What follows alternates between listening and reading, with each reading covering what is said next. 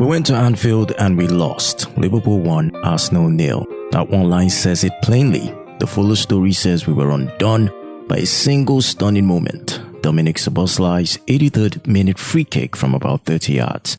He bent it into the top corner. Raya stretched. There was nothing to be done. Even Mikel called it a magic moment. Credit where it's due. That was world class. If you spend the night on social media, you know the rest. Meltdowns, hot takes, the predictable chorus of Arteta this and we need that and sell him now. I'm not joining that parade. Context matters.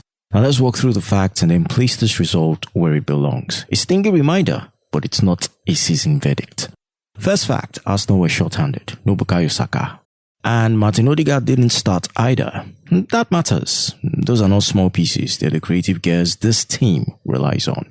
So what did Arteta do? He started Noni, Madueke, Victor Gyökeres and Gabriel Martinelli up front. There were talks about Martinelli being necessary for a match like this. Ibericheze and Ødegaard came off the bench. Different faces, different tempo, different expectations. Second fact, there was an early blow. William Saliba limped off inside 5 minutes. Christian Mosquera came on and he held his own. Calm, composed, dependable.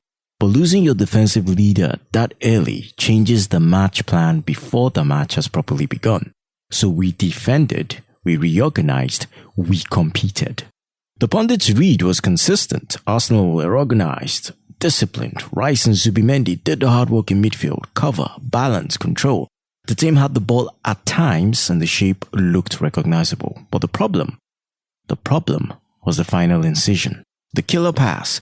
The moment of invention in the last third, the piece that turns pressure into a goal. It was missing. Madueke had flashes. Martinelli worked hard. Gyökeres was willing but isolated. When your primary creators aren't there, these isolation moments happen. And that's not failure in the Warriors sense, it's actually just structural reality. And then the moment, the foul, a set piece, a runway for Szoboszlai.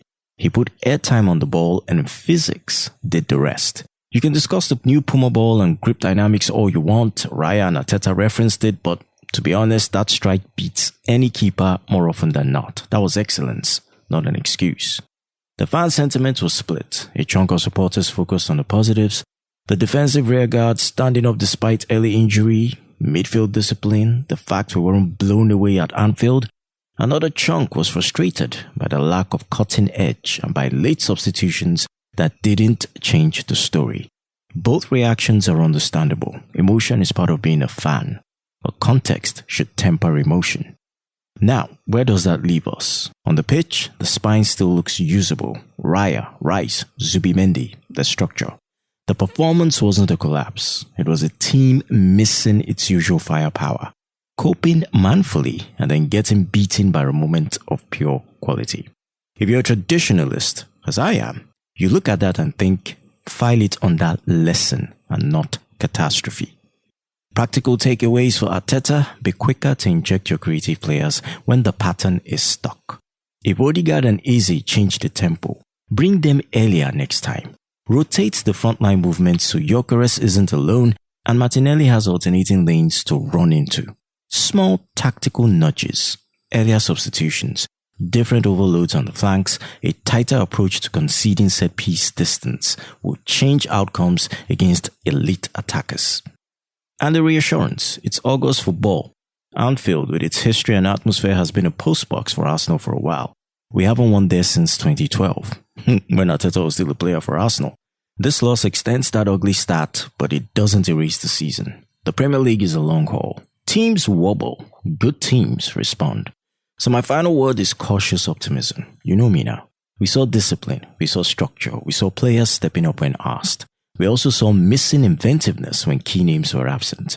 The fix is not dramatic, it's minutes, recovery, sharper substitution timing, and the return of those key attackers. The spine is intact.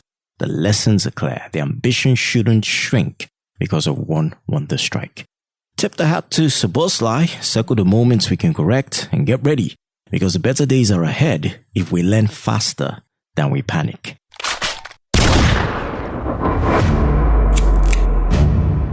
So everyone's talking about Arsenal's transfer window, and rightly so. There's a new energy in the air. But behind all the hype about who's arriving in North London, there's a name that keeps popping up on the timeline. Berta. Now if you're scratching your head thinking, who exactly is this Berta? Let me walk you through it. Andrea Berta, who we now fondly refer to as Don Berta, is Italian. He's an ex-banker turned football executive, and he's Arsenal's new sporting director. He came in earlier this year, slid into Edu's seat, and since then, the way Arsenal move in the market feels different, sharper, more ruthless, almost like the Emirates boardroom has grown fangs. This guy cut his teeth at Atletico Madrid. He helped shape a squad that could stare Barcelona and Real Madrid in the eye and not blink. We're talking signings like Griezmann, Oblak, Rodri. Not all perfect. João Felix still divides opinion. But the point is, Berta earned his stripes in the trenches of European football.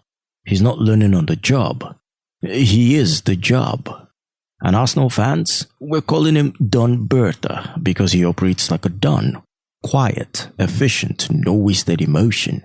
While other clubs leak transfer sagas for months, Arsenal under Berta suddenly announced deals that felt like ambushes. Bang, player signed. Bang, terms agreed. No long story, no drama, just results. Now you can see why that matters. For years we were the nearly club in the transfer market. Always linked, never landing. Now that has shifted. Arsenal aren't just chasing talent, we're securing it. And that has got Don Berta's fingerprints all over it. I'm not saying he's a miracle worker. Football is still football. You win some, you lose some. But this window, it feels like Arsenal finally have that balance of vision and execution. Arteta draws the plan and the Don makes it real.